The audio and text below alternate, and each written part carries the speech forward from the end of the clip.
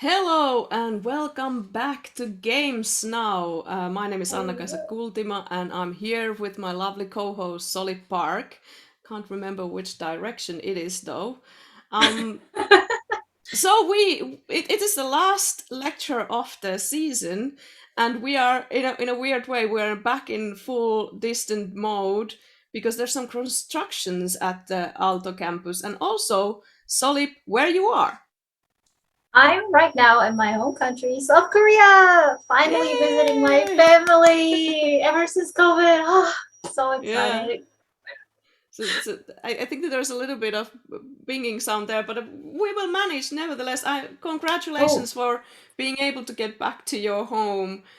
It's been such a long time with COVID and the pandemic situation. So yeah, congrats. thank And you. it's been really a year of friendship between a lot of different countries. So it's kind of I think it's perfect to end the season with live from two countries session. Exactly. Yes, and 6 hours differences, but technology can help us mediating Yes. in between Yeah. two different time zones. And we've done that a couple of times during this Games Now session. So, That is so true. Yeah.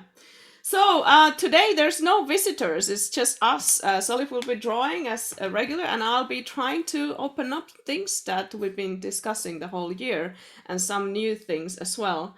Um, if you want to ask any questions, is there somebody not hearing anything? There's actually, I'm now looking at the chat.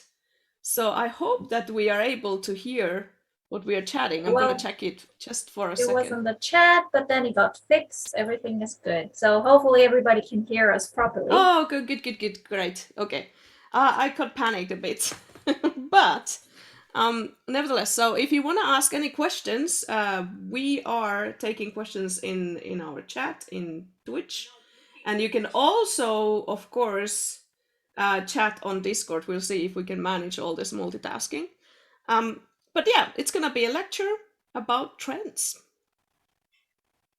Are you looking forward to this, Solid? I hope. Yeah, of course. I mean, trends that basically kind of recap of what we have covered so far in this year's games now, as well as what might happen in the upcoming academic year. So this is the last lecture of this academic year, and we will come back in autumn. Mm-hmm. And we're still already we're already working through what sort of topics that we can cover in the next academic year because game industry changes so rapidly, so we always have to pay attention what could come next. And that's going to be the topic of Annakaisa's talk today, which is what I'm really looking forward to. So we're going to go through the past and also potential future of games now. And I'm absolutely terrified because this is the most ungrateful lecture that you can ever take because or give, because you will be wrong at least 1 point. So there is at least something that I will be wrong at. But let's keep our minds open, and this is how future works. You cannot really foresee what happens, and we now been through this kind of a whole whatever through 2 to 3 years period of knowing how world can be very surprising. All right, so let's Yep. jump into the topic. I guess we have our technician Lassi Savola at Aalto campus. I'm in the center of Helsinki. Solip is in South Korea, but Lassi will be taking care of the slides, so that you would also see some videos there. So let's move into the presentation. So the topic is top 10 trends in games now 2022. So you could, depending where you would put comma, I guess you could interpret this like title in so many different ways. But it is top 10 trends in our lecture series, or it can be top 10 trends right now, or it can be well, at least those two interpretations. So my name is Annakaisa Kultima, as you already know, and I'm a postdoctoral researcher at Aalto University. I've done lots of game research before. And if we get to the slide number 2, which is about me, this is a classic kind of a setup for a presentation. So I got my PhD in game studies a few years back in 2018, and I kind of titled myself a game design praxeologist because my dissertation was about this 10-year-long ethnography of how the creative everyday life of game developers works. But throughout my entire career as a game scholar in 3 different universities so far, has been kind of impacted by a lot of trend research. So when I originally went to the University of Tampere in 2006, a year after I started my game studies, kind of a path in the University of Lapland doing games for education before, I jumped into a research project that was looking at casual mobile multiplayer games. And in 2006, there was almost nothing that would tick all the 3 boxes. But now here we are, 2022, and it is a dominant trend. So that was very much on the weak signal side at that moment. And in Tampere, we were researching for about 12 years that I was there, researching all sorts of different trends, including, for instance, hybrid games. And yeah, some of the pictures that you see there, I've also done some game projects that were hybrid. For instance, I participated in Train Jam in 2014 was the first one, and we did a hybrid game there. I participated in some other game jams that we did also hybrid games. So that was part of the research project. I'm also CEO of a company called Murmurios that is looking for different ways to make the office more playful through tickleable furniture. So there's all sorts of things that I've done for the past, but my main identity is being a game scholar. I am also formally trained as a philosopher. That's my basic education. Back in the days, there wasn't any game studies as a possibility for formal education to get your master's from. So I graduated from theoretical philosophy, which has been helping me in thinking, but not necessarily in thinking about games from the content-wise. So I've been a gamer since a small child. Within my formal education, there's also future studies. So hopefully that is helping me to also unload the future trends today. And yeah, I'm the host and curator of Games Now lecture series from 2017 onwards. On the next slide, there's a little bit of what Games Now is, and I'm gonna explain slightly of why we are here and what we're doing. This is, I think, maybe the first lecture ever doing that. So we titled it so that Games Now is an open lecture series on dominant topics and emerging trends in games. And we dig deeper to what is the current scene and what's going to happen in the future. And we have tried to cover very different kinds of domains, so design, art, technology, business, games cultures, research, all sorts of different areas. And this lecture series was started already in 2013, and I guess Jaakko Kemppainen, our alumnus, was the one that was doing the curating back then. We've had quite big names also as part of our speaker group, so Matt Costello, Stuart Nolan, Ali Alexander, David Frieden, Hunter Grant, Steve Curran, Robin Huneke, Kate Edwards, blah, blah, blah. And also a lot of the, of course, Finnish names that you might recognize. This is absolutely not the full list of the speakers, but a couple of the selections. So there's been tons of different topics covered on previous years, but let's look at the next step as the what we've covered this particular academic year of 2021 and 22. So we've had new faces again, couple of changes also. If we go to the slide 6, actually is the full set of talks that I'm going to open up in this first part of the lecture. So we had Ari, Eevi, Wolf, Jukio and Daniel, Kati, and also Marjaana, as well as our panelists Heidi, Jaakko, Chris, and Petri, to share their views and insights on the current trends. So on the first lecture, we were looking at, for instance, metahumans. On the second one, we were looking at the really hugely prizes winning Returnal game. Then we were looking at the COVID and games intersection in the December last year. We looked at online conferences or online playful events. We were looking at Fall Guys, and specifically from the musical side of it, a dominant trend of free-to-play games, and then a smaller trend, a smaller signal, bigger signal of Indigenous game development. So I'm going to open up a little bit, kind of remind you of those topics. So they run from October to April, and this is the final session that we have in. It's still May, yes. So let's look at, for instance, the first one, Ari's presentation, which was titled "AAA Digital Humans in Unreal Engine Meet the Metahumans." So Ari was specifically giving this kind of a demonstration of metahumans, a tool that Epic has been developing. And I picked a quote from that the presentation. It was a really interesting presentation. And I think that the kind of the most interesting part of as a trend from this lecture is that, well, Unreal as well as other engine and tool developers have been working really long already to kind of lower the thresholds of production and inviting as wide audience as possible in. Nowadays also a lot of the tools that the game developers use in a professional sense are used by a wider, like an extent of industry, so not just the game industry.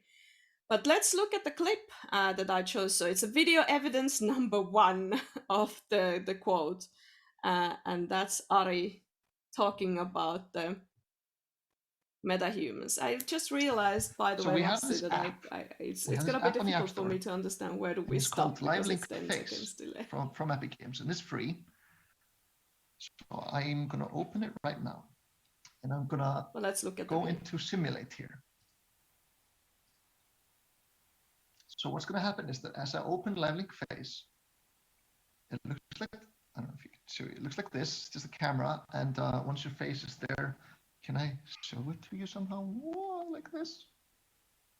Yeah, I think you could see that. As I'm moving my face, all the characters are now, I've set them all to listen to the input from my phone. We now have full facial motion capture live in the editor. And you can record this just using the take recorder. Just like click record, click which human you want to start recording. And full facial motion capture, like this is crazy. Like this used to cost, I don't know how much to get this working on an indie level. Like, oh, this was only what AAA studios used to be able to do before. But nowadays, like anyone with an iPhone can do it. We don't have this app yet for Android. That's because we're just using Apple's ARKit to capture the face. But we did recently acquire also Cubic Motion, which are doing like AAA facial motion capture. So they did the motion capture for Insomniac, Spider-Man, and God of War, yada yada. Not all of it, but they helped them. All right, so that was Ari presenting live the tool that MetaHumans is connected to, where anybody with their phones could do some facial motion capture, and these kind of things will come more in the upcoming years. I'm pretty sure that there's even more nowadays cooked up with since it's almost a year ago. So there's so much more tools like this that are lowering the threshold of development for people that are not super technical, for instance. So these used to be so much more difficult for people to do and took a lot of time. So it's gonna revolutionize the way that games are made, and that's definitely a huge trend. So let's look at the next lecture. And that's Eevi Korhonen was talking about Returnal. Returnal, by the way, I think that has gotten something like 20 plus awards so far. So it's very highly award-winning video game, not just a Finnish video game, a globally appreciated one. So the title of Eevi was Evolving Storytelling of Returnal, How to Craft a Haunting Story.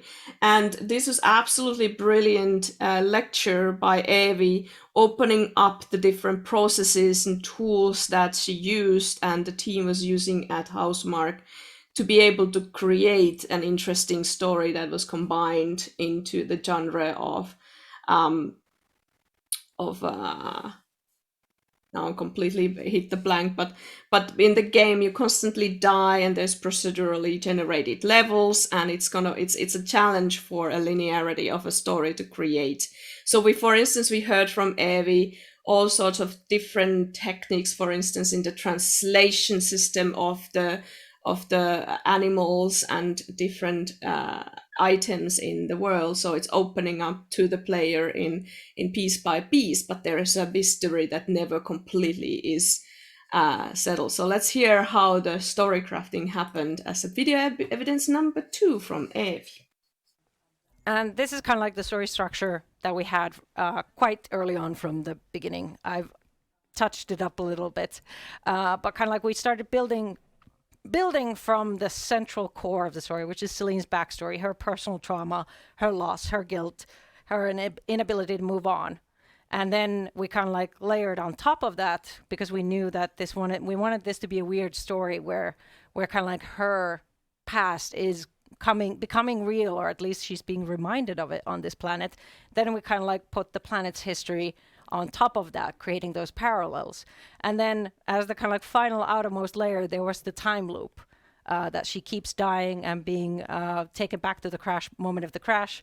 And also that the planet keeps changing. And it's kind of like, it's not just a gamified concept of like everyone has to kind of like sometimes suspend disbelief that, oh yeah, and this time the map is just different. But it's actually kind of like baked into the narrative that something on this planet warps it. Like it's never the same as the last time you saw it. So that was kind of like the story we built from inwards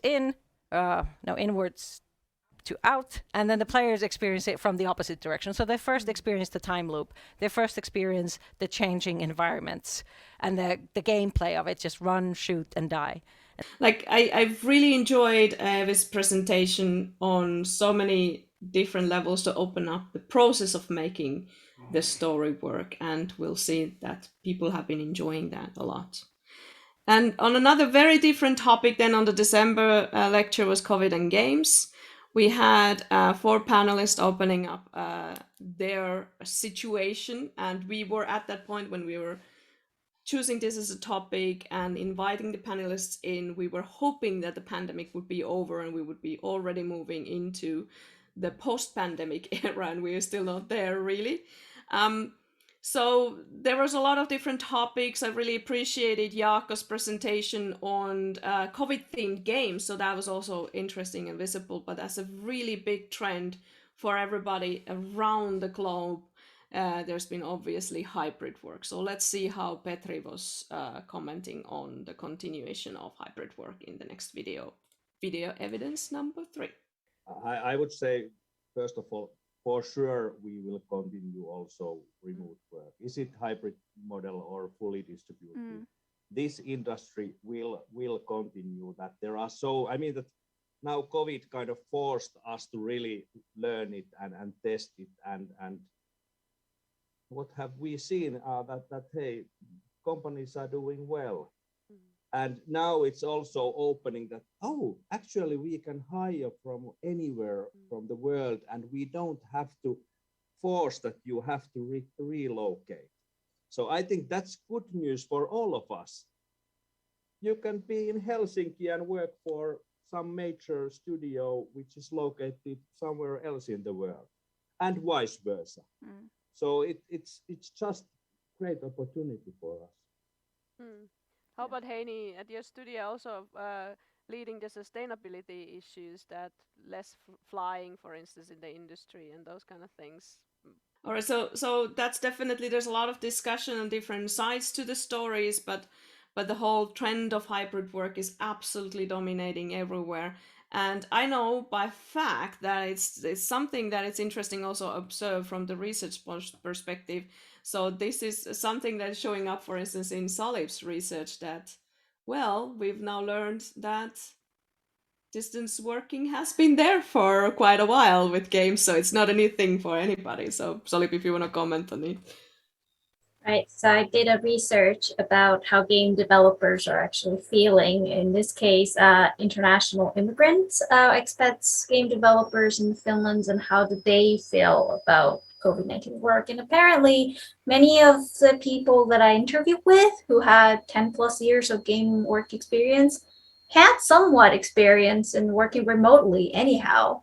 Either they're working remotely or working with somebody who is in a different geographical location, especially if the game company is big.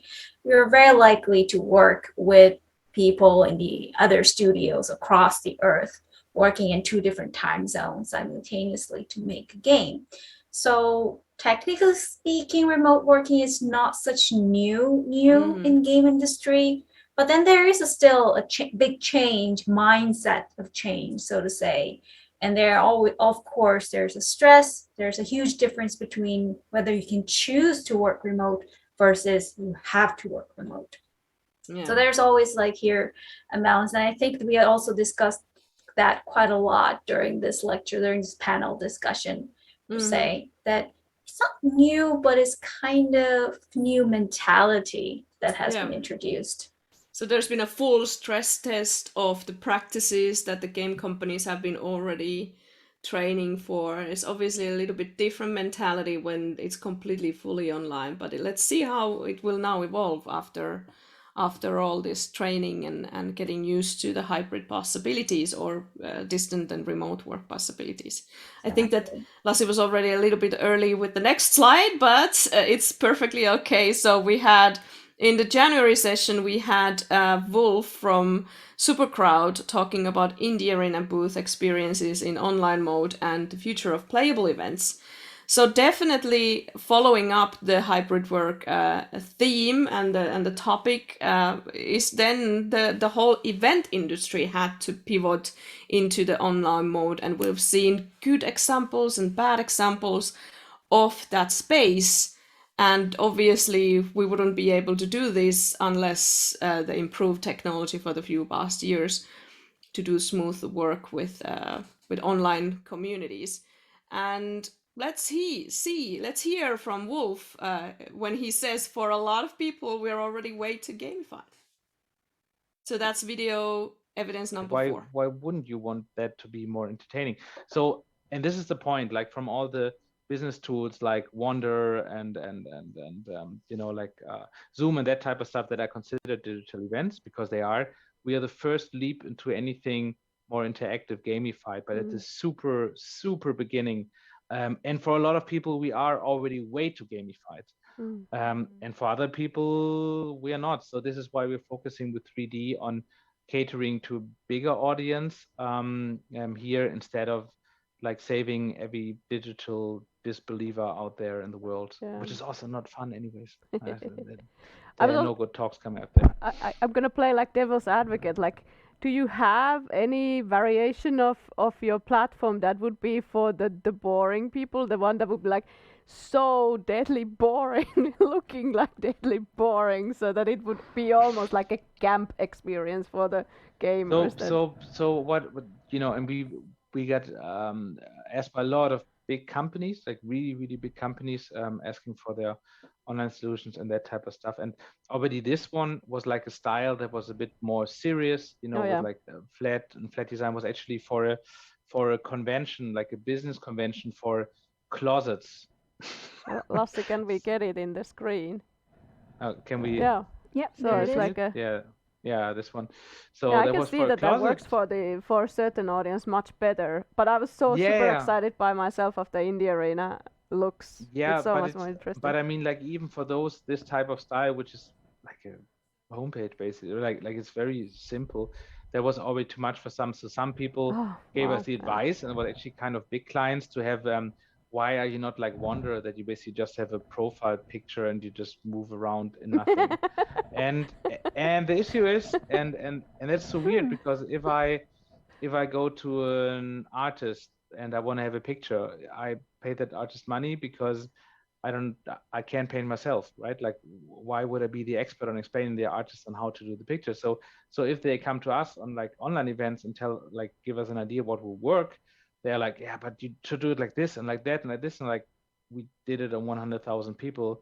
We know that doesn't work. That's a really bad idea, and you will burn a lot of money, and we will burn reputation. Plus, we will burn we will be the part of the event industry that is burning online I think we events can end for all of there. us. So we trying to think about the delay. So yeah, that's like that's kind of interesting for the during the pandemic. Obviously, the trend of metaverse has risen, and the kind of the virtual spaces have been reinvented in a way. But I'm super eager to see how playful they are allowed to be. So that's one of the kind of things that, for instance, is not necessarily so much embedded into the discussion of metaverse, more like just to have faces somehow in the space. And we know from our ecosystem that that's boring, of course. But there is a huge gap between, gamer and non-gamer communities, and games have become big, so it's not a small community anymore. And moving on to the wonderful lecture of Jukio and Daniel talking about the composing for the Fall Guys. This was just a really absolutely fantastic and fun piece to listen to, and we were very eager to ask a lot of questions. So let's have there's like, you really have to watch the entire lecture if you haven't already, but let's watch for the most fun part of where Yukio is talking about his pants. So that's video evidence number 5. There's a track that is named Jukio in Undies. So this was this was made when the coronavirus really got bad in Helsinki, Right. and we were not only working remotely from But also in your undies. Fall Guys team, but also from each other. So I was working at home in our 2-room apartment, and my workspace was in our bedroom, and I didn't even put pants on, and I recorded this, which is very integral part to this song. And this is actually this is got the a recording. lot of hype and questions. And what are you saying? What are you saying? And it's so good. When is it coming back? Oh. Should I play the Yes. part with? Play the part with all on. Yes, I start. A little Otherwise, bit you can hear the undies. We need to cover it. Here we go.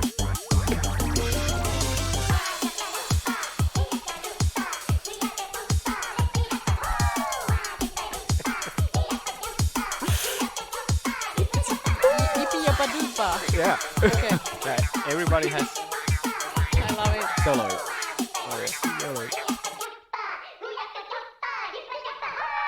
So I recorded. Woo! That's in our bedroom. And then Recorded should in I our play bedroom.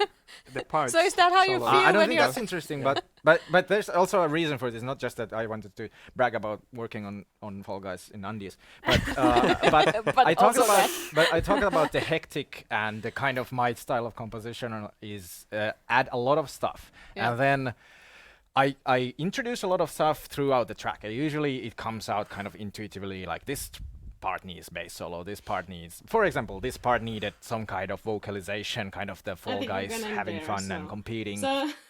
So it's very hard for me to extract trends in game music, but at least what we were discussing about that, there was the recent release of information from Rovio's team that how much people are actually listening to game music, so it's not a nuisance there. So I think that the whole industry has matured, and also the music production processes have gained much more professionalism. There's such a wonderful pool of understanding of how game music works together with the pieces. And again, here is a really concrete reminder that not everybody in the industry has been working under the same roof with the rest of the creative team. So Yukio and Daniel were very accustomed to the remote work. Only in this case, they were also remote work from each other, working in undies.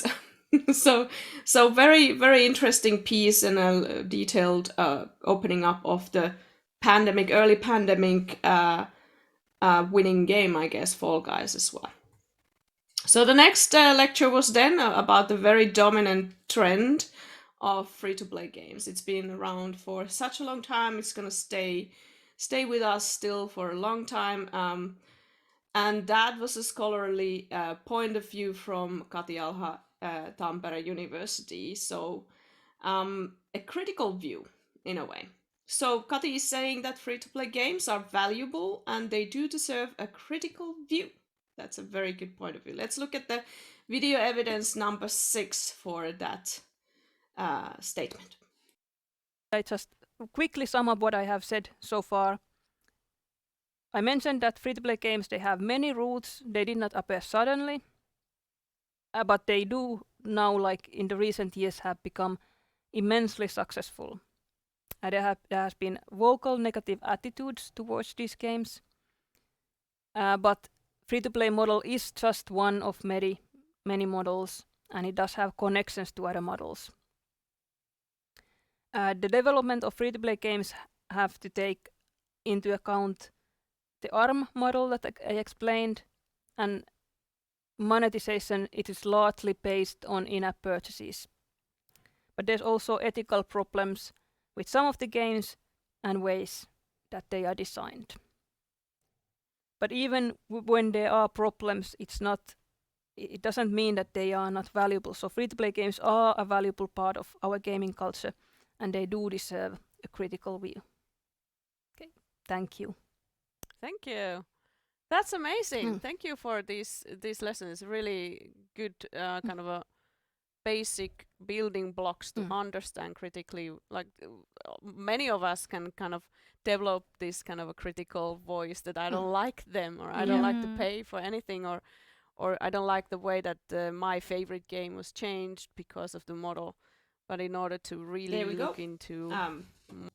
I really loved how Kati's point of view was from two sides of criticality for free-to-play games. So there's, on one hand, we should be a bit more understanding of how free-to-play games work and how they are a valuable part of the game cultures, but also from the other point of view that there are potential problems, and we're very slow in picking up as a society to make regulations and understand the ethics behind this and how it should be worked on the higher level of things.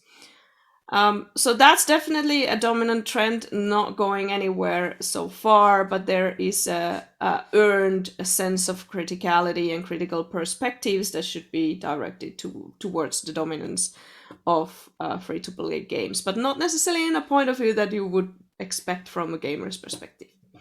So, and the last but not least lecture was by Marjaana Auranen from an indigenous point of view of game development. So her title was Indie and Indigenous Case Skábma Snowfall. So Marjaana had been working on this game for a few years already, and releasing it right before we had the lecture, so it was slightly too early perhaps for the reflection, but it is a topic that definitely deserves so much more attention, so much more education for the entire community of us. And it is a very personal process that Marjaana went through with making this game. So let's hear about how writing Skábma was extremely difficult for me. So let's look at video evidence number 7 for this. You said that you didn't always know that much of your roots, and also this project was you restoring things, but can you tell us a little bit about that? Okay, straight to the deep end. Nice. Yeah. I don't remember if I mentioned it, but this process of writing Skábma was extremely difficult for me, and emotional and hard because of the history and the traumas that has happened in my family. Right. And I had to go through them as I wrote this game. Right. Also. And so people who don't know about our culture, it's we've been affected of assimilation culture.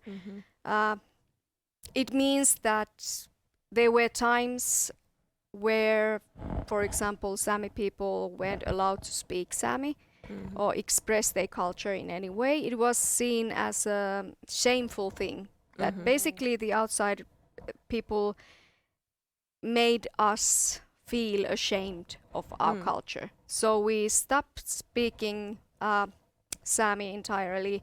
At least in my family it happened. So my father is part of this so-called lost generation. Yeah. So the generation who lost the language and part of the culture, and So it was even in the schools, the kids were beaten if they spoke anything else than Finnish.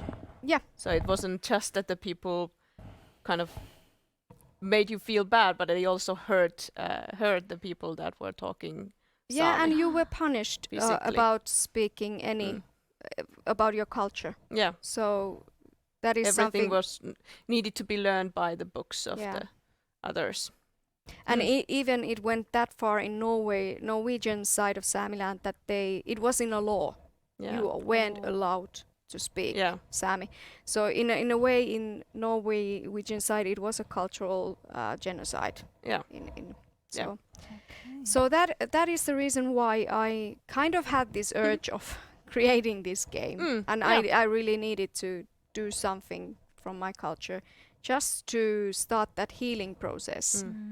So ironically, I don't know ironically, but maybe that is the reason why our game's theme is kind of healing, healing and losing something and then regaining it. So like in this case, you have lost this Noidi culture and you are bringing it back to the community.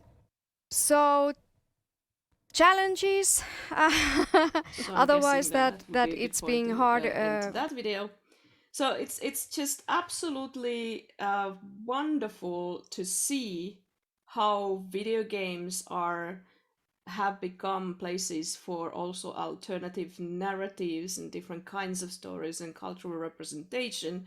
It is definitely tied to a larger trend of diversity in so many different ways, and Marjaana in her talk is also encouraging everybody to consider having something from the indigenous cultures, but with the right process. So it's not enough anymore to just have like a varied representation of different genders or cultural or races in games. It also has to be very well made from the process perspective, that you have the right motives to do that, you have the access to a wide representation of those people that you're representing in your games.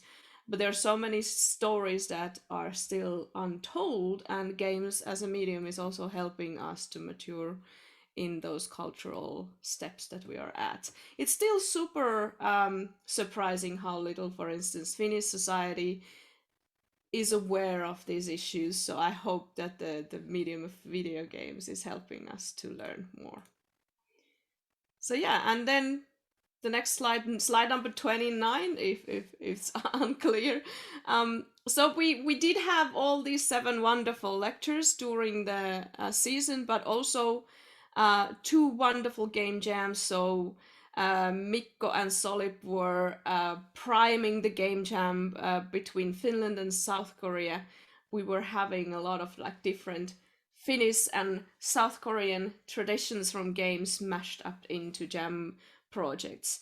And in the springtime, just quite recently, we had 4 different countries involved: Sweden, Finland, South Korea, and Japan. And we had indie developers Arvi and San and Martin, as well as Onuki from these countries, to talk about their own processes. And we had wonderful experiences over the language barriers. So it's definitely, game industry is a global industry, but not always as global as we would think. So we do have pockets that we don't have access to due to the language barriers, but we are going to hopefully assist that cultural transformation also in the next season. Aren't we, Solip? I hope. 2 game jams, wow, like in globally throughout online. This was actually quite new learning experience, even for our perspective, I think. Yeah, like who would have thought that COVID-19 could actually lead us to do this type of global online jam through Discord. And surprisingly, language barrier wasn't that much of an issue. We originally thought that could be the major hurdle for our jammers, but apparently, like sending text messages over Discord and game chat we've done that many times. Whenever we play online games, we often chat with people across the earth, and I think our jammers were very easily were able to adopt into that situation. So we had a lot of multinational teams. There were teams with 3 or 4 different nationalities. Yeah, it was a fantastic experience, and we're definitely going to move and do that even more. So let's look at the kind of a combination of the trends that were presented in the 2021-22. So this is slide number 30. So in a MetaHumans, this is my kind of way of thinking. So MetaHumans was all about lowering the user threshold of game making tools. So basically a trend that has been there for a longer time.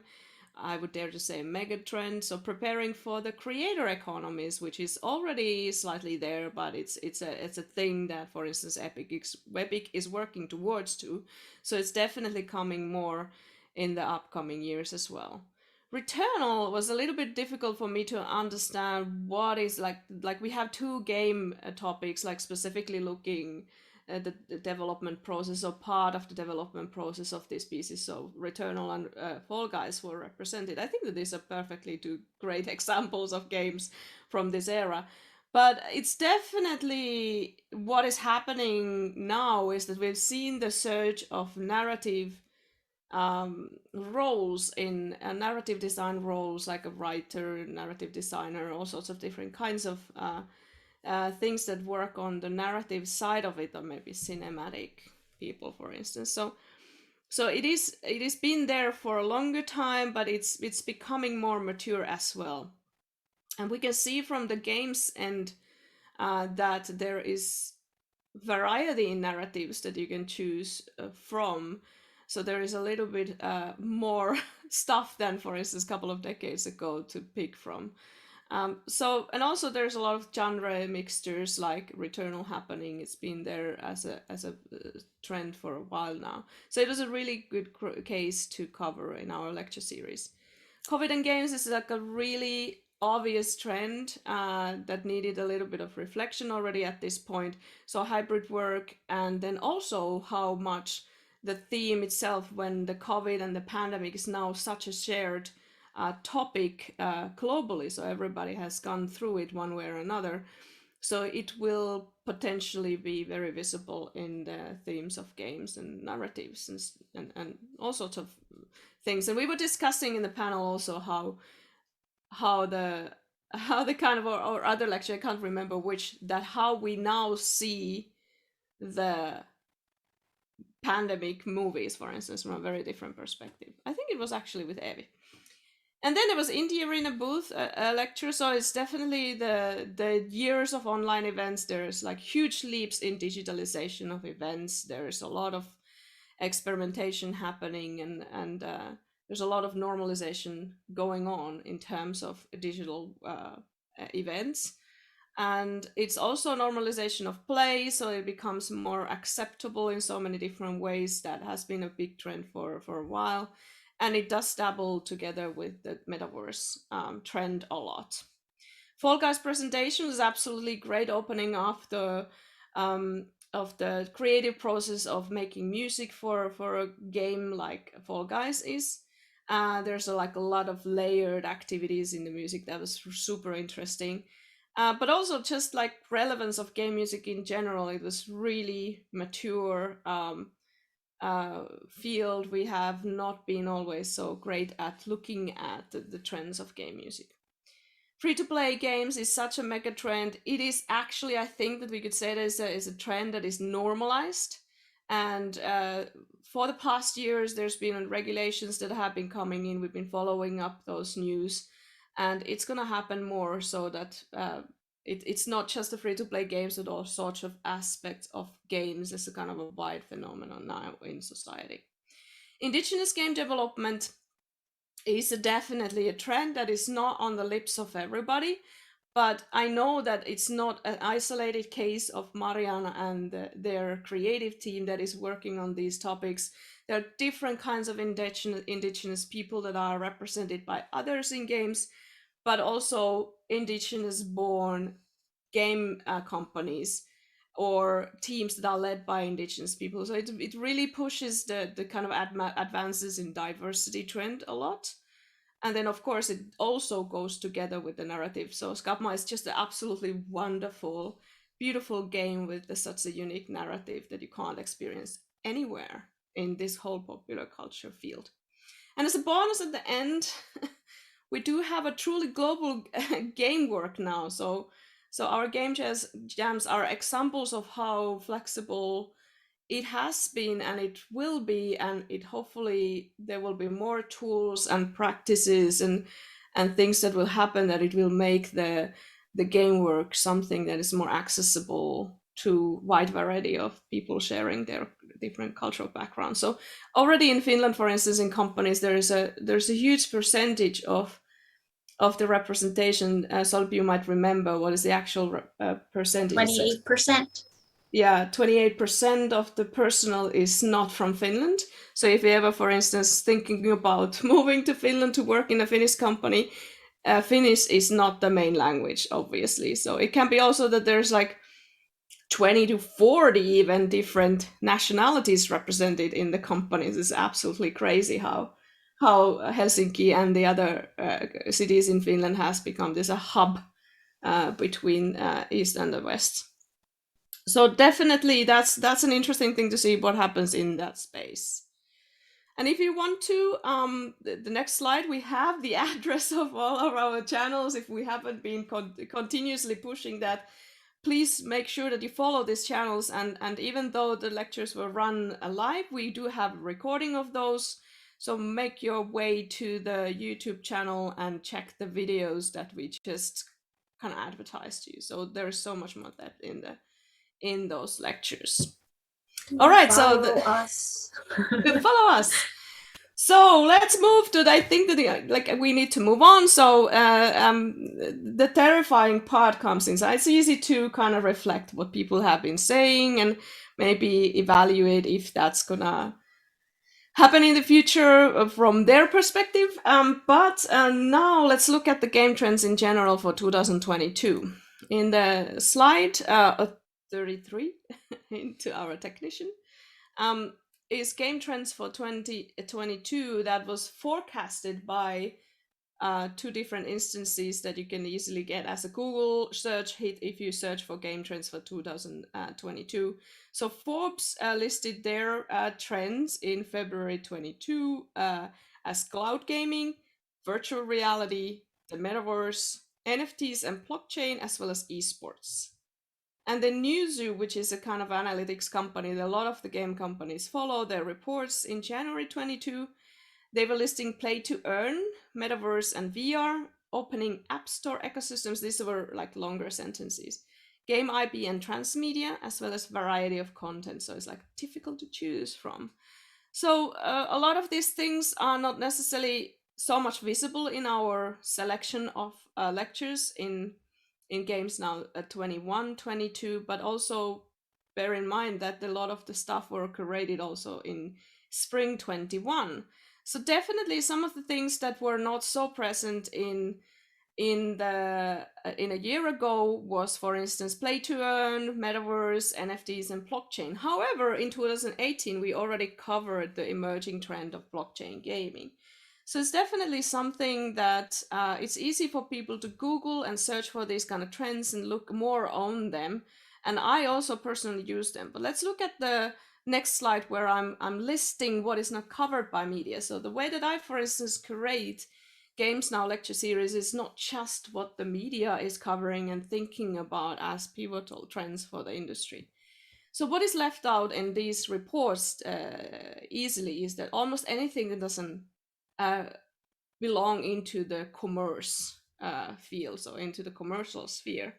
So for instance, things like games in museums and exhibitions are completely out of that picture. I know from the first-hand experience that for the past decade, there's been a lot of development in the exhibition and museum space, that there are so much more interactive things and playful things to embark with and kind of understand the topics that these museums are opening up through playful installations. And it's becoming more and more possible. And I know that some game industry people are also going towards those spaces to be doing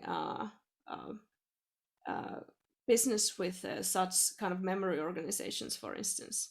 There's also digital play or play in other creative fields like fashion or movie industry, as we've seen, like interactive stories in Netflix, for instance. So there are oftentimes these things that we don't necessarily follow at all. For instance, toy industry is also doing, for the past decade, has been doing a lot of like game related things. So we don't necessarily open up those things too much in the media. Then obviously serious games, even though there are quite big in some areas, there's been a lot of development in there. They're more or less covered in the academic venues, but not as much in the games press, for instance. Some of the things from the hobby scene and game jams are covered by the media, but not necessarily this kind of. There's more and more understanding also from the media side how embedded that is to the whole ecosystem, that the game jams have gone so big. Each IO is completely developed on top of that trend. And then there is a whole bunch of hobby things happening in different countries and societies and communities. That how does that change the things that we are experiencing? And obviously local news, that local phenomena that happens, for instance, in different countries or different cities. There are interesting things happening that might be could be interpreted as weak signals and something that might lead the things in the future. And then very much kind of the press that we follow, it's very English based, it's very Western, so it's not really truly global, even though there are some new species covered from the Chinese phenomena, from South Koreans, from the Japanese, from those countries that are behind the language barriers, but also maybe somewhat of a cultural barriers sometimes. So we don't know that much how game development happens in different geo locations, so to speak. Then for the past 2 decades, I've been looking at the reality of the game makers and the production trends that are boring day-to-day stuff is not covered. Obviously, they don't never get to be highlighted as an interesting news piece. There's nothing to really, what would Kotaku, for instance, tell about this thing? It's not easy to make a video of a kind of boring developments. And then there is an overemphasis on gamer culture, which is obviously the audience of the many of the news outlets. It's not just us professionals that follow those channels.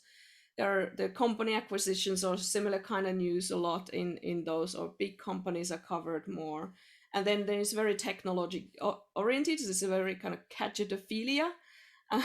So there's a love to the technological gadgets, even though they are not that dominant in the field of games anymore. So in the next slide, I've made this kind of a summary of the things that game journalism is covering only a tip of an iceberg of our entire sphere of games. So that's very important to understand when you're looking at and kind of trying to get yourself into that understanding of the trends. Couple of words about the curatorial process of games now, and this will resonate with some of the things I'm going to talk later. So I've been doing this since 2017, and the main kind of things that I do is that I talk with my network.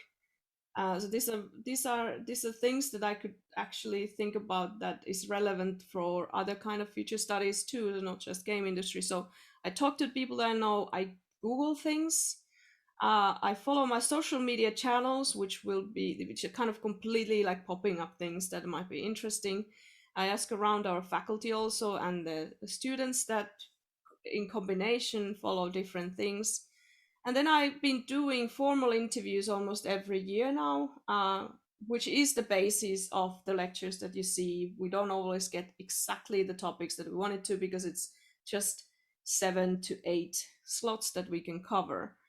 And before the pandemic, I was going to a lot of conferences, and one of my methods in the conferences was to have, or fairs, for instance, was to have a walkthrough, like a not really paying attention to all the details first, but to have this kind of a walkthrough of the event to get the understanding of the whole of the things, that what is happening. And when you do that every year on the same venues, you get to pick some of the developments that are not like literally out there, but it's more on the between the lines. And this is something that in one conference in Helsinki, I think a few years back, for instance, Rami Ismail, an indie developer, was saying that when you go to a conference, you kind of have to read in between the lines of the things that you learn from those, because it's never exactly the thing that the people number one says or people number two, but the things are happening in between those lines.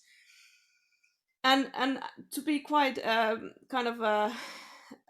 honest with this, is that I've been doing this quite systematically, and it comes from the formally trained future studies perspective. I had a minor in my master's degree on future studies at the University of Turku, and it has always stuck to my mind that like back in the days when there were these halls, when magazines, like paper magazines, were more relevant. So futurists might, for instance, spend a day in a hall of a newspaper room in a library and go through browsing magazines, like a monthly or weekly based magazines, not the newspapers, but like you know what I'm talking about. And that's kind of has always stuck to my mind, because it sounded from a perspective of like science so kind of weird, but it is a way of kind of getting the whole, again, like between the lines kind of thinking, when you get exposed to so many different kinds of trends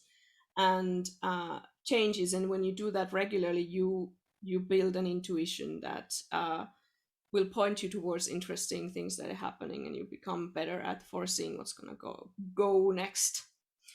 And one of the things I put it here as a curatorial process point is the bonus is being me. And what I mean by that, well, obviously being me is great, but there is a specific thing that hasn't not that much to do with my character, but more of my kind of position in the society, is that I'm not the most regular kind of a gamer person that would only follow the technological news, but I'm interested in other aspects of gamer cultures as well.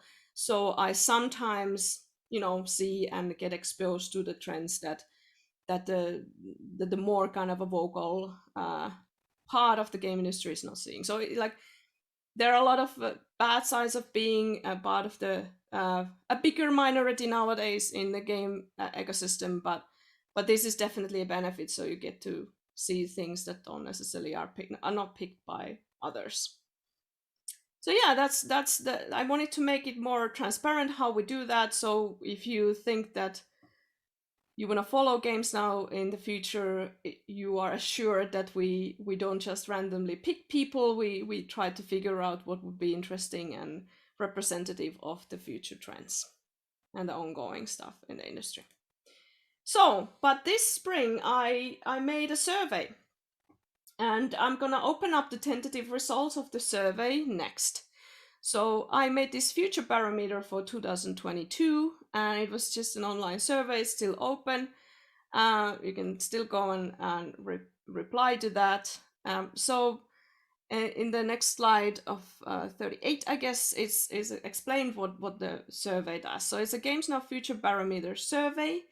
And the purpose of this is to charting the status of game futures in 2022, as well as ways in which various game professionals within the game industry ecosystem approaches the futures. There are two very simple things that I was interested in. So obviously the thing that I've done for years now, it is which are the trends that people think that will be impactful for the next year. But also I've been very curious about how long people are able to plan their lives in the industry.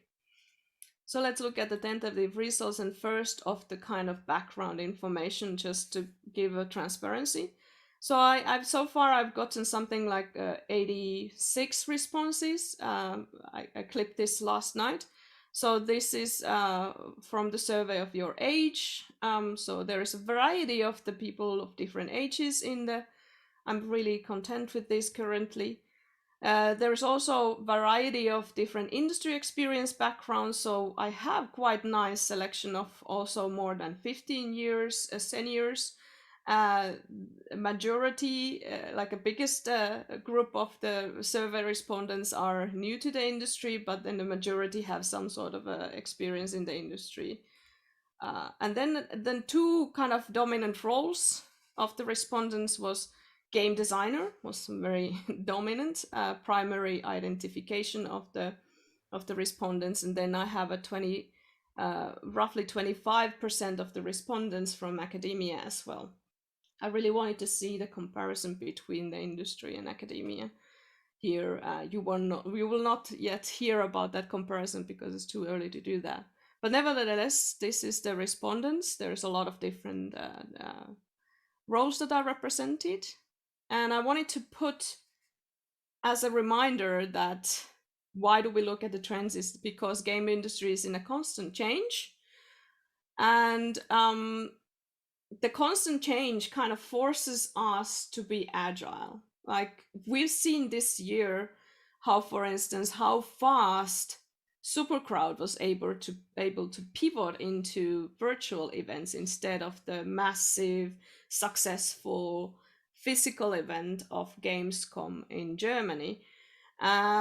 So I wanted to know in general, and I want to do some cross-checking of the trends and different views on this, is that how far in an actual next calendar marking is for the respondents. And it is quite staggering that there is a lot of people that have like less than 1 month from today their next kind of appointment. So there's a lot of like a very small range of future perspective. But we do have, like, it's interestingly that there are some people that have been able to put the calendar marking also very far from here, like a year from here, for instance. And then another one is like, well, it's a different thing to have like an actual marking in your calendar, and then to like how far in your head you're thinking ahead. But here also the story is slightly sad, and I did get a kind of fast check, is that how is it between academia and industry, because industry is moving in around like a planning of 1 to 2 years, and academia in general, when we are planning, for instance, education, is like 3 to 5 years. So we do have a little bit different time perspective per se, but the precariousness of the game ecosystem is also hitting the academic side. So respondents from the academic side were not the ones that were able to plan like not that much farther in the future than their industry counterparts. So I guess we're in this kind of a mess together. So these are going to be interesting to see how it impacts of the other things in the survey. And then I wanted to open up, there was a question about like pick from the list of the trends that I preset from the deep interviews that I had before, and from the analysis of internet sources, is that what are the trends that will impact you personally in 2023? And I was quite surprised by the results, and it's not, I also checked this is not just about having academics in the survey. This is with all the responses that there are a couple of trends that are obviously hybrid work was really a big trend for many people, but diversity is like, it's interestingly high there. So it's really impacting people in different ways. And then cross-platform was one of the things that also surprised me. That's like 30% of the respondents were picking that as one of the trends. There's a next slide. There's more. This is something that we shouldn't like get completely hooked up with because I'm still waiting for responses. But there's like things like sustainability is high on the list, and also Discord. We can see an NFT and blockchain metaverse there if we could combine them too, because they might be somewhat tangled up together. They're also representative.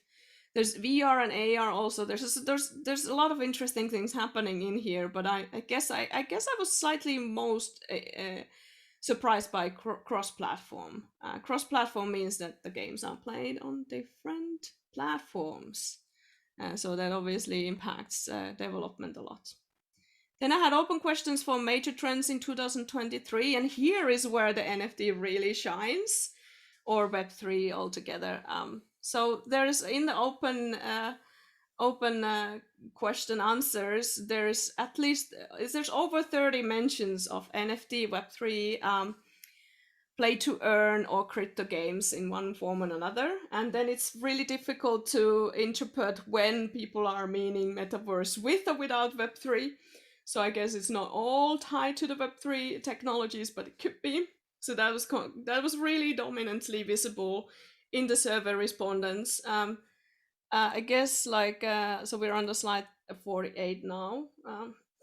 So that's very interesting. And then there are at least 2 responses that said anything else than Web3. So we can see this kind of polarity between the views and the critical and the proponents of that field. But it's really, really visible. So we will definitely cover that also in Games Now 22-23. Diversity, inclusion, sustainability, and activism was the kind of runner-up for this. So there's a lot of different kinds of major trends in that area also there. And definitely the world situation is impacting this. Then the minor trends that were mentioned, there is so much of the remote work and pandemic keeping impacting. These are just the kind of isolated things that people are choosing because there's a lot more kind of a variety in these answers. VR was mentioned a couple of times. I like this one singular answer, gamers seeking fun elsewhere. It's very enigmatic, but I'm pretty sure that to some extent is happening. Then there are other minor trends on the slide number 50. So quantum computers was mentioned. AI as a colleague, meaning that there's AI generated art, for instance, that was mentioned 2 times at least. There's a cloud technologies for gaming that were much on the radar. Then obviously TikTok, creator economy, streaming, different kinds of social media platforms. Indie art, narratives, activism again mentioned here. And then of course impact of COVID-19 cannot be can't ignore that. So here is something that I'm gonna find it very interesting to go and cross-check and make more deeper analysis when I have time for it. So it's just that impact of pandemic era has made remote work possible. It has been a positive thing for some people. So for instance, they have been able to go to the events, that it has equalized the participation in the online events, for instance. But then there's been also negative impacts on that it has impacted their mental health really badly, or that, for instance, there were multiple mentions of how the information sharing and the creative aspects of game work has lowered a lot. So for instance, there's a quote, "My day-to-day ability to learn and share information went down almost to 0, and that's obviously super alarming. Interestingly also that there is a rise of the newsletters, I guess, and reading. That's what I found myself doing more as well, the sort of checking the game press. So yeah, COVID separated me from primary networking and gaming opportunities, namely conventions and conferences. So it has made visible how we have been working in this field. So how do the game professionals in the wider sense in the ecosystem actually know about the future? So how do you know? And this is not so surprising. So we're in the slide 52. So I read game news is very high contender, but also I talk to other game professionals. I didn't perhaps expect so many to pick the games news, but I was anticipating that there's a lot of informal sharing of information within your network. There are a few answers, which is also not that surprising, that people follow social media, Twitter, or that they follow Facebook, which is for us oldies more these days. But LinkedIn has been rising in there. So it's like a shameless self-promotion within my network, at least. So you can find a lot of new things happening in the industry by following a LinkedIn stream if you are very well networked there. There's also people following other industry. I would guess that it has to do with technology, for instance, or like that's probably or movie industry or other kind of close by industries, but it could be other ones too. It's not opened up here. And then I read trend reports that cover wider trends, so there's also visible in there, and then there's like other options there. Some have responded that they use free game industry trend reports, but a very minority of the respondents potentially have possibility to buy the industry trend reports. Alrighty, and the next piece is I wanted to cover this exact thing that we look also outside games. So, what does future actually? How do we even know in general about the future? And one really important trend terminology is megatrends.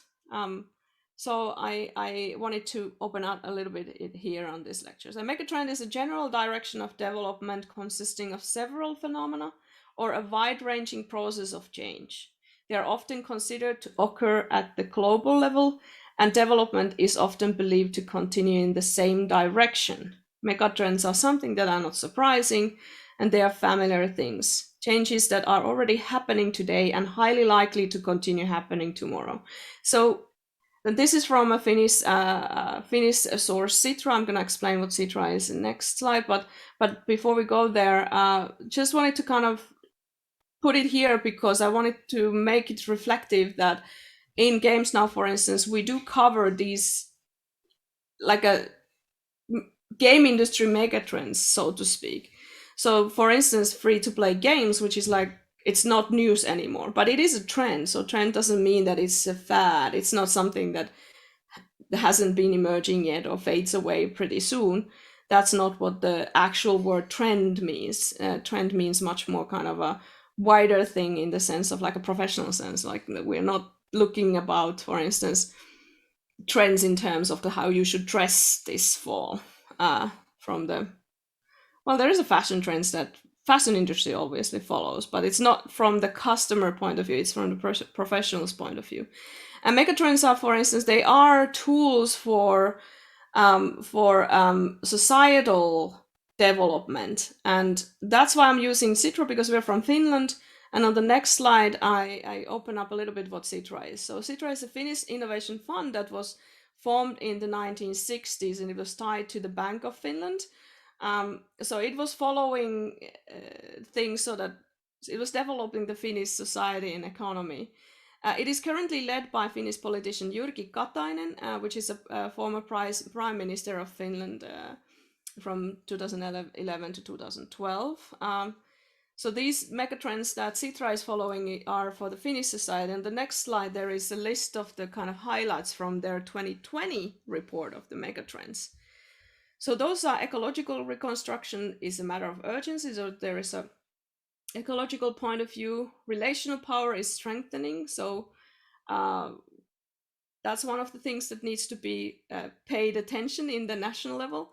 The population is aging and becoming increasingly diverse. The economy is seeking direction, so there's different innovations there.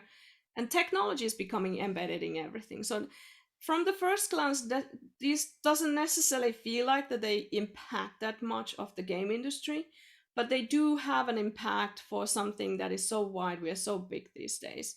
And obviously the technology part is something more familiar to us. So the megatrends are shaping the world in one way or another. And obviously 2020 was a very different year. So when they released this report, a lot of things has happened. But they're still there. COVID-19 pandemic and Russia's war aggression are currently capturing most of our attention in the Finnish society, obviously, when they're looking at the development of the things based on the megatrends. And if you are anywhere near interested in the Finnish game industry, for instance, it will be good to also look at the megatrends from Citra's report, but they also have a very interesting report of weak signals. And weak signals are the trends that are emerging, that they haven't necessarily yet become something that impact things, but they are proceeded, they are just seen something that are potentially impacting the next things. So in their report for 2022 of the weak signals, there's a whole section of Metaverse dedicated to have a lot of different weak signals within that. And it's interesting because it doesn't have too much things related to games in the whole Metaverse shebang. And the next slide, I had a kind of a reminder, a post-it note of how futures are not predicted, they are made.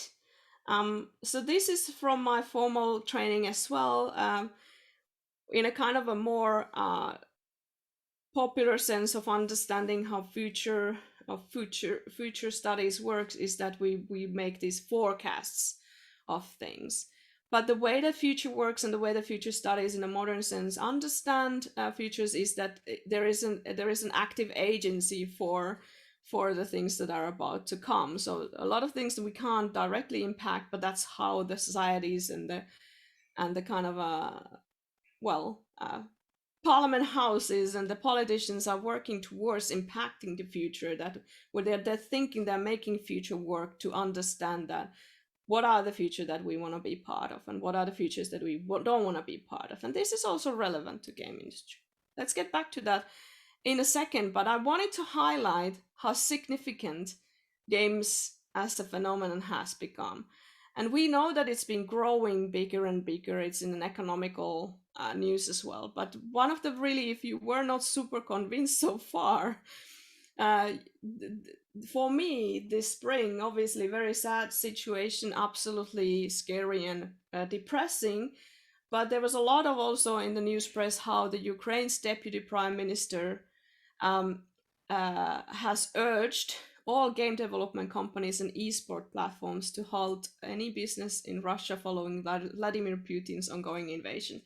So that when something is recognized as a powerful force on a national leadership level of any country, and it is games, like we cannot hide in the kind of shadows anymore. We have become a dominant force in the world politics as well. So we have power within the ecosystem of games to change the world.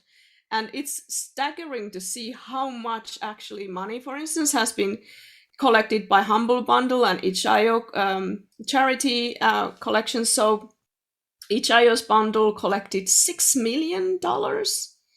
And then even more from the Humble Bundle, I think $19 million US dollars were collected. So these are this is the force of game industry in a kind of small bits, that there are so much power in the game companies. You are actually impacting a huge group of people. So there is a lot of force that we can use. Obviously we can't, if we would be able to stop the war, we would probably already done that. All right, so that's a reminder, what we are in terms of trends and what is our power for the making of preferable futures, for instance. So let's look at the top 10 trends now. So this is the kind of the thing that I have promised in this lecture. So we are almost at the end. So I'm gonna run you through, hopefully with my best of abilities, because I'm a little bit of a generalist in the games ecosystem, but I'm not gonna know well of all of these things. So it's quite a challenge. So in the slide 61, I'm listing all the things that I think when I'm now in the curatorial process together with Solib to think about what we're going to invite next as speakers. So we're going to look at this kind of analysis of things, that what's happening in the world. So I have a top 10 trends, which includes Web3 as a kind of these are semi-ordered. So Web3 is really staggeringly strong trend there. Metaverse as a contender with VR on the side. Diversity as a strong trend. Societal impact of all games, so not just serious games, but every single game has a societal impact. Disruptions in social platforms and marketplaces. AI art and art management. Creator economies. Art games, game hobbies and game jams. Normalization of digital play and accessibility of game work. That's my list. I'm gonna try to explain a little bit. So let's go to the first one. So Web3. So this is a kind of a, there's a lot of lovers and haters. There's a lot of investors in kind of involved in this trend. So it's definitely going to be a trend that people are working towards too. So as I said already, we covered crypto gaming already in 2018, and it was a prominent and interesting trend happening from the technological point of view, but also the things that it could enable culturally for the games cultures. So there's a lot of like backlash and critiques on this topic, and one of the major courses, of course, is ecological imprint. How does it impact? How much kind of waste is happening when there is a transaction or whatever happens in that field?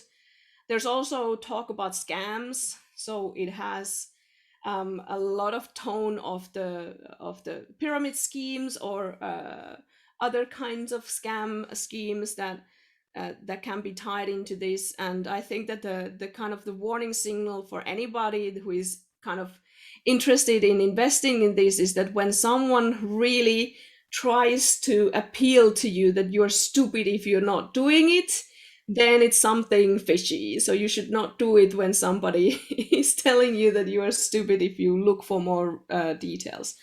But it's not all about the kind of, it's obviously if it would be just a scam, there wouldn't be so many people invested in this. So there's a lot of interesting thing happening in the technology side of this. We're gonna see how well it fits to the current situation. How does it clash with other trends as well? So there's always a tension between different kinds of trends, and one of them obviously is sustainability, which is clashing here in the discussions. So we're going to see how well it's developed further. It's a little bit unfair for this trend because, for instance, other trends are not so much on the radar, but we haven't been, for instance, discussing enough about how much quantum computers, for instance, what kind of a carbon footprint for using quantum computer for game stuff has. So it's very early in the development there. This is so much more further, but we're going to see how it's going to pave the way for new ways to happen. For games, and how much of the ideology is able to pay off or not. So it's gonna be 2023 when we see so much more of this. Where is it going forward to? But it's not necessarily something that everybody needs to jump in. We're gonna see what's happened in there. So next up is Metaverse, which is then tangled together with Web3. So some of the talk of Metaverse is about Web3 technologies. For instance, virtual properties, how you buy a lot in a virtual space. But it is also without that. So we have been a bit baffled about the whole trend, and I think that it comes somewhat from outside of game industry, how this is handled with. So we are a little bit baffled because we are thinking that aren't we in the metaverse already, but it's not a regular thing for people outside the gaming culture. So we're gonna see what's happening there, but there's a lot of things that doesn't necessarily even happen within the game industry. So it's not a game industry trend per se. There is virtual fashion, for instance, that is very interesting, different kind of AR things for that as well. So you can buy shoes that you never wear, for instance. And it has to do with virtual events and meetings in platforms like Zoom, and so that's kind of things. And I think there is a lot to do with non-gamers as well. So there is an interesting thing that happens between the gamer cultures and non-gamer cultures dabbling into the metaverse trend. There's also a lot of money invested in this, so we're gonna see more happening from that side. Then the next up is the third one, is the diversity. So this is not just a diversity, like used to be a little bit of a discussion, just like how there should be more female representation in games. So we would need to have like female protagonists, but it's not at all anymore so simple. So there's absolutely so much more discussion of this. It has to do with non-binarity. There's a covering also like disabled bodies. So we shouldn't only represent people that that have like 2 legs, 2 arms, and a kind of with the kind of right kind of body, for instance. So there's something that also we were thinking in the lecture of metahumans, how it represents only a very narrow selection of human bodies. That's gonna impact games a lot for the next year. Accessibility in general has been a longer term trend for a while, so it also means that like it's staggering number of players that have some sort of disabilities, either in what kind of controls they can use, or what they can see, what they can hear, what they can perceive, what kind of reaction speeds can be, and there's a lot of things that need to be covered. So it's not just color blindness. So there's a lot of things to think about when you make games, and there's good kind of instructions for our development communities for that. There's cultural variety that we hope that will become more visible, new narratives that are told, and I do raise again the indigenous game development as a kind of a high bar, interesting trend to follow. itch.io is one of the platforms that is making these voices to be heard. Then the next up, the trend number 4 is societal impact, and I'm talking here, I guess, like how the games are impacting our surrounding society, not just as the field of serious games anymore. So it's just beyond that. There's going to be different kinds of sustainability, ecological, societal causes that are run through also very regular games. There's going to be more charity work. Games might lead societal change, and then we're going to see also regulations. That's part of the whole societal impact, that games have become so big that we obviously cannot have regulations anymore. So not everybody is cuddly and a lovely game developer. There are so many different people that are making games. Trend number 5 is the platform disruption. This was also covered by some of the articles that I read. So we've seen the battle, for instance, between Epic and Apple. We've seen how it's just quite recently TikTok announced that they're going towards games.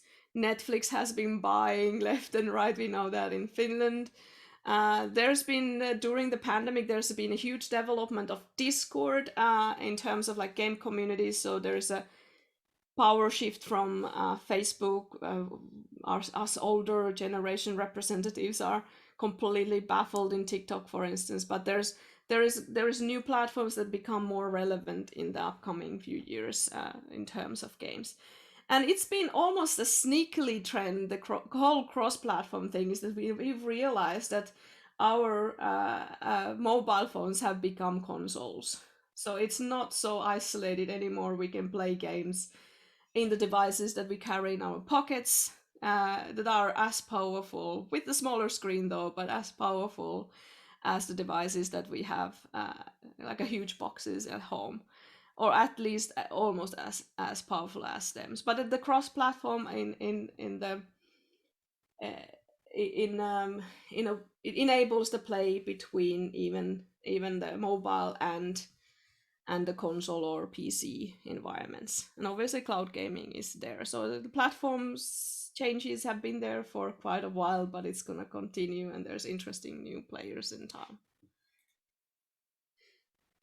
The trend number 6, I'm trying to rush in a little bit of this. It's a lot to embark. So it's outsourcing. I named it outsourcing, but it's like basically outsourcing has been there for such a long time. It's quite a, let's say like a invisible part of games. So as a player, you might not really know who actually made the game, because there's so many people involved, and you can outsource lots of different parts of the games elsewhere. And for the past few years, there's been a lot of art outsourcing, for instance, whether it's in India or China or other countries that us from Finland have been outsourcing to, essentially countries that have more workforce to choose from.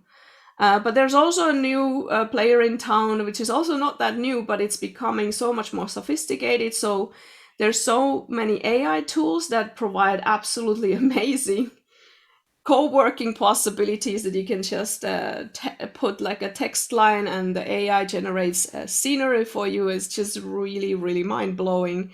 And it's going to transform the way that games are made in the future. So you train your own AI and it makes the things for you. So there's so many different ways to proceed with the advancement in AI. We're going to see that shaping the industry in the future as well.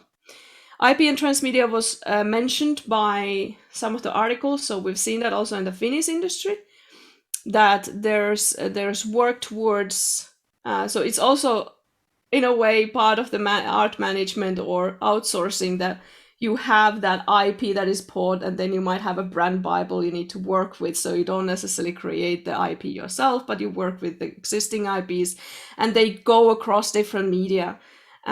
So that when there is a new movie released or a Netflix series, you immediately get to play with your iPhone or Android phones or whatever device you have as a second screen and kind of extend and expand your experiences. So that is definitely going to be part of this development, and most interesting them is I guess the AI part.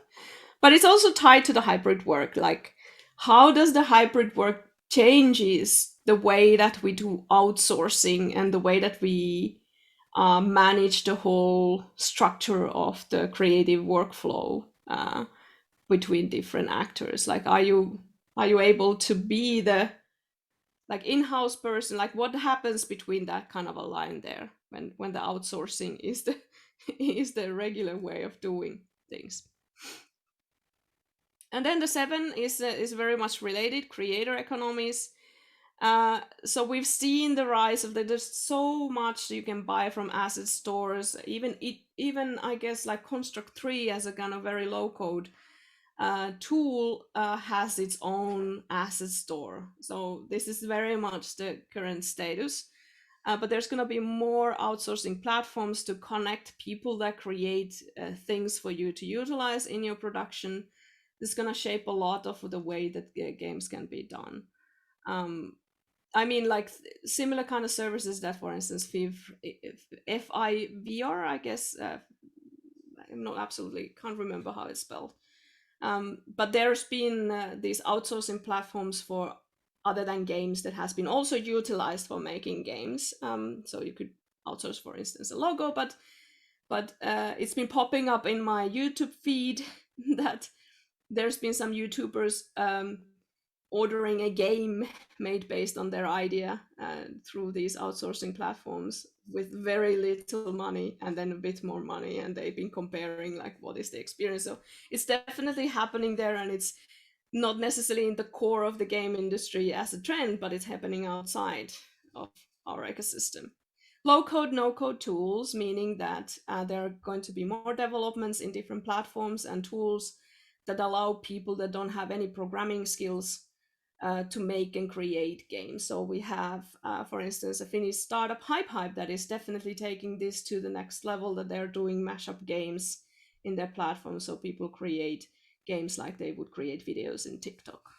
And this has to do with hybrid work again, like definitely. What happens when you don't, like this has also all sorts of societal and ethical issues that we are not yet sure how to tackle with. Like how does it work when you can really order something from a place that you don't have any responsibility to think about their work conditions, for instance. So there's gonna be things that we stumble on. Trend number 8, games as art, is definitely has been there for a long time. So there's more and more interest towards the art game scene. There we're gonna see games in galleries. There are already festivals, like movie festivals, that have their own game section. So it's gonna be part of those creative fields festivals as well. There's going to be developments in game hobbyism. So, for instance, the youth work or just people moving away from game industry, having another jobs, but making games that they love as their hobby. That's going to be definitely shaping our futures as well. Game jam's already big, so there's new stuff happening in there. alternative controllers field is connected to phenomena of museums, for instance. There's more play in urban spaces like city games, for instance. And artivism, like, definitely going to be the next year. A lot of the so artivism is activism through art, and we can consider games as art. So it can be a lot of those things happening also in 2023. Again, connected to creator economies, and then also normalization of digital play. So it's not going to be just us game ecosystem people. It's going to be anybody, basically. Normalization of digital play is then a big trend of its own, and I wanted to rise on top of one of the things that also in the form that in the survey that I circled around. So VTT platforms means that it's virtual tabletop platforms, and throughout the pandemic we've seen the rise of I can't remember the name of it. Is it Playtopia? Maybe some of you remember the name of the very dominant platform. Is it Playtopia? Yeah. So basically you can play physical games in a virtual space, and maybe the board game manufacturers will move their games more into those places too, so that you can have distant mode play together session. We might have more pandemics coming up, who knows. So we want to be prepared for that. They don't want to die out of that inability to get together in a physical space. So there's gonna be these virtual tabletop experiences. There's a lot of those things happening right now. It has to do with accessibility. So we are not, when the digital play is normalized, it's capturing so much more wider audience, and then the accessibility issues are becoming very much more evident. But also to the fact that not every people can leave their homes. So that's also one of the things the digital platforms are offering outside the pandemic sphere. Obviously, esports and streaming is part of this, very much normalize the spectatorship of play, societal impact of games and play as part of the other art forms is very visible. Games made by outsiders, so to speak. So not everybody is proven by the community of game makers. So, and last but not least is the accessibility of game work. So that's been really high, like top trend of the hybrid work. We don't know yet how it's going to be happening, what are the issues there, but there is a rising kind of, now people are much more used to having a possibility to attend an event in an online form, so there's a more anticipation of that. It's going to be one of the issues that we talk about in terms of the equality of events, that if you come from a much lower income country, do you have ever possibilities to travel, for instance, to San Francisco in GDC? Any of our students can never travel so far. Maybe the local students can travel to the World Congress of Games, but it's been very unequal in the previous years before pandemic. And I think that kind of the hybrid work and digital platform and online events are now becoming norm also from that direction. So there will be more demand for the equal opportunities for people to participate. There's also that the programming discipline has been somewhat dominating of the digital game creation space, and the tools will lower that threshold to enter to the game making, so you don't have to be a technically oriented person to make a game. You can be a person with a story, with a background that really is intriguing to others, and you create your own art based on that. And then, well, our kind of a love child, the language barriers, we're definitely there to equalize the participation and make knowledge share between different cultures and the language groups, that these online events and the accessibility, improved accessibility for the communities is our favorite thing now. So that is the last thing to cover, and I'm pretty sure that we are quite soon almost there to talk a couple of words about this. The time is up, but I wanted to put as this last slide is that there when people look at megatrends and weak signals, it's always also like not just the singular trends, but they impact each other. So for instance, it makes more sense to understand the critical a kind of attention towards Web3 trend, because there is a huge trend of sustainability, and when they emerge together, they have attention. But there are also sorts of different smaller, weaker signals that people are following. And as said, futures are not predicted, they are made. That's on the next slide. And even more, the next slide is that which future are you making? So as a final note is that following trends is a normal part of industrialized game making. So if you're making money, you need to know what's trending up. And it's not just you making games, it's you understanding what is the landscape that you're making the games for and what kind of futures you're working towards too. Oh my God.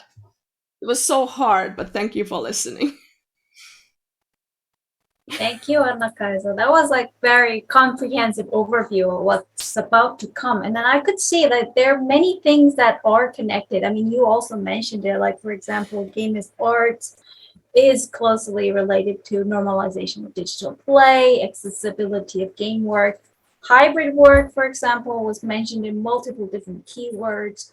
You know, I guess definitely the way we live, the way we think of how knowledge and skills can be accessed will likely to change. And like, thanks or no thanks to this pandemic. I mean, it has been a big change on this course. And especially, I'm kind of interested to hear more about like this creator economies and asset stores, which also leads to some controversies over who creates what. We can never tell. But at the same time, everybody can now able to create also. So that's kind of interesting contradictions right there. Would it be good? Would it be bad? That's also very interesting points that you pointed out right there. So something that we could definitely put more in the notes for our upcoming lectures. Yeah. So there's so many things happening. Obviously, it's like I'm not an expert on these and any of these trends. Maybe on the game jam trends, we've been seeing asset store impact, for instance, in the game jam scene for such a long time already. Like it's kind of easier, for instance, to do 3D games when you're able to take like tables and chairs from an asset store, and they're just like a bread and butter of making 3D games these days. That you don't like, it's slightly silly to always.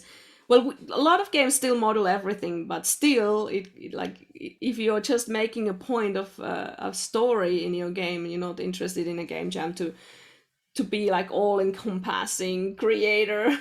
So that's something that has been there for such a long time, and all of these trends, they have a lot of like already history, so they don't emerge from the empty space.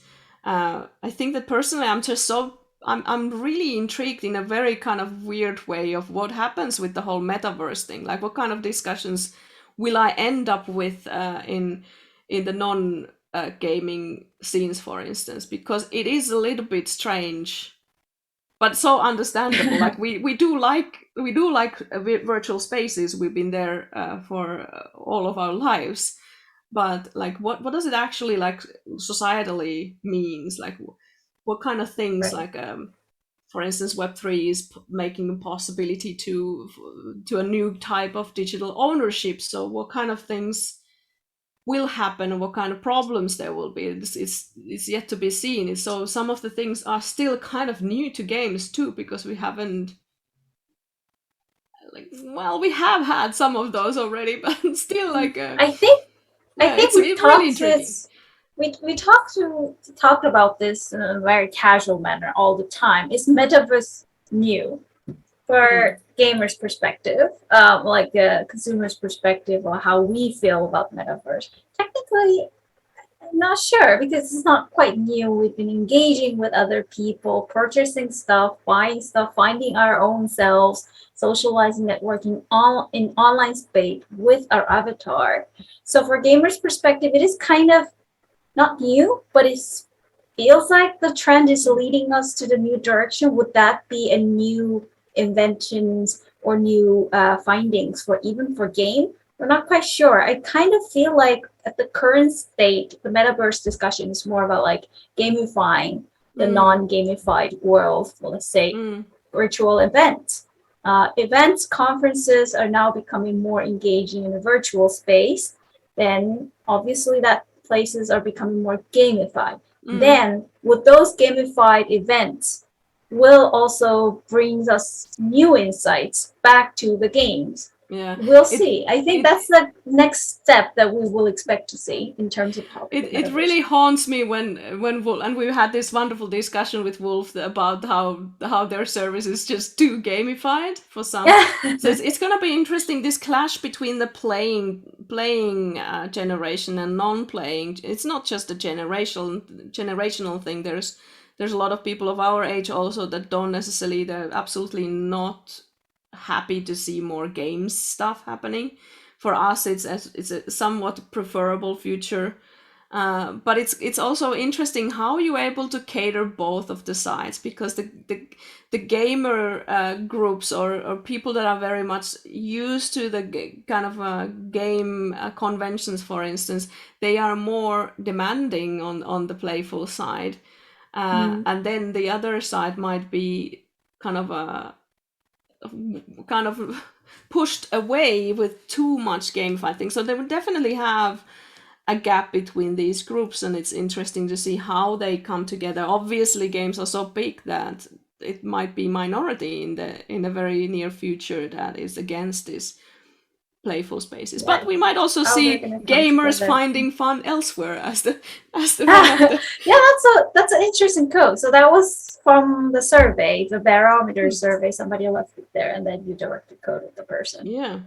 Quite interesting. And then this Barometer, would this be actually impacting our upcoming Games Now lecture? What do you think? What's your the gamified stuff? Games Now lecture, sorry if I but like wrongly. So like with these 10 trends. Of and course. From this Barometer survey, also for your from your observation and interviews, would we expect to see this in the next Games Now lecture? We're gonna be all over the place with all of these trends, the 10 trends. It's gonna be interesting to see what kind of speakers we're going to get. We are already, Solib already, we've been thinking about the themes of the upcoming 2 game jams, online jams. So we're not revealing that yet, but those are definitely tied to these trends, some of these trends here.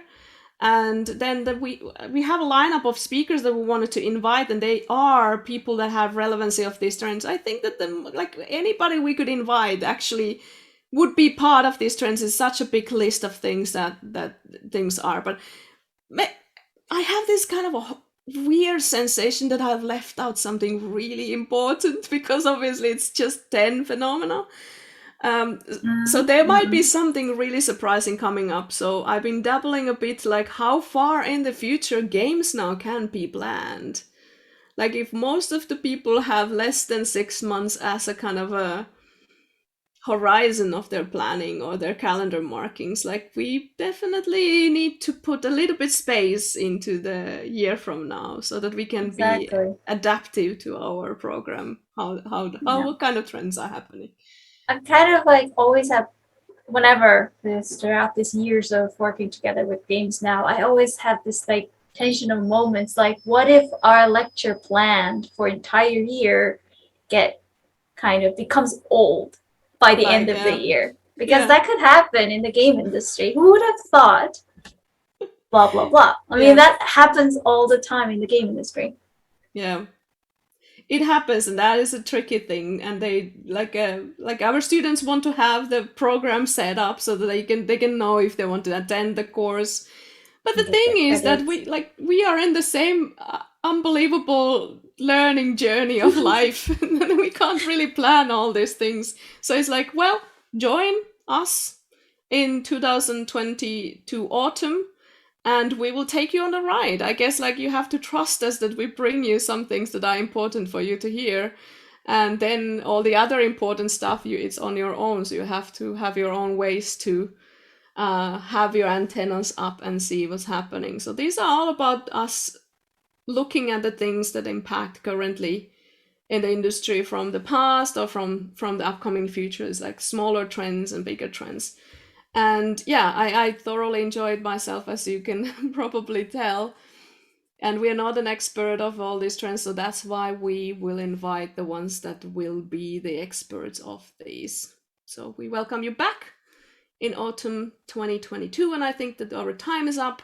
I hope that you get to sleep pretty soon, Solip. It's quite late there. Oh, it's 11 p.m. here in South Korea. It's fine. It's like nighttime gaming is fine. But yeah, 6 hours Exactly. differences. So So we're gonna have more collaboration with also South Korean students and indie developers there. So we're absolutely ecstatic of waiting for the next academic year to start. But in between there is a summer holiday.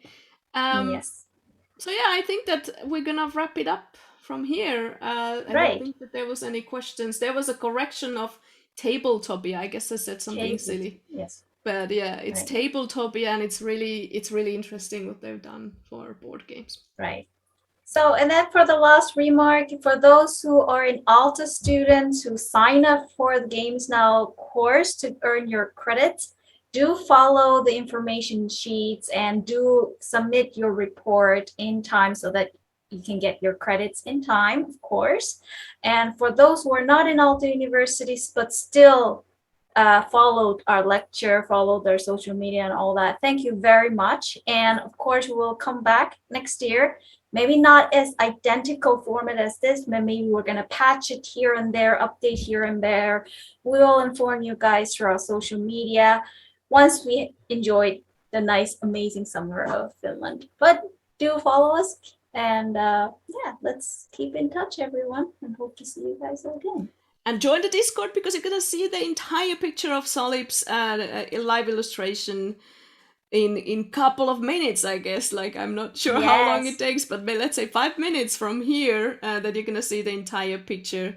You can check out what happened in the entire lecture, and Unedited about full it. image soon be revealed on Discord server. So thank you very much, everyone, joining us throughout this year. It has been an exciting roller coaster, even for us teachers as well, and look forward to have you all again join us in next Games Now. Yeah, all of you in different schools, but also the School of Life, welcome back to learn together with us. And see you. Bye. See you. Thank you very much. Bye-bye.